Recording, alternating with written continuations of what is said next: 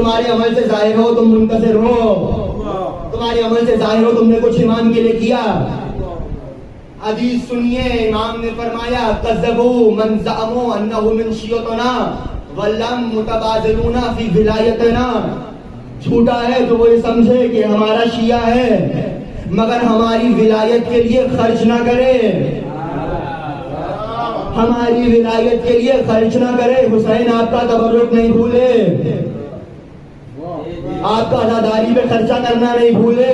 مگر صرف حسین کے لیے نہیں، موقت کو زمانے کے امام سے بھی کرنا ہے تو زمانے کے امام کے لیے بھی کچھ خرچہ کیجئے۔ کبھی حدیثوں میں آپ کو سکھایا گیا محبت کا حق ادا کرنا ہے تو عمل سے 12ویں کے لیے کیا کرو، 12ویں کے لیے سواری خرید کے رکھو،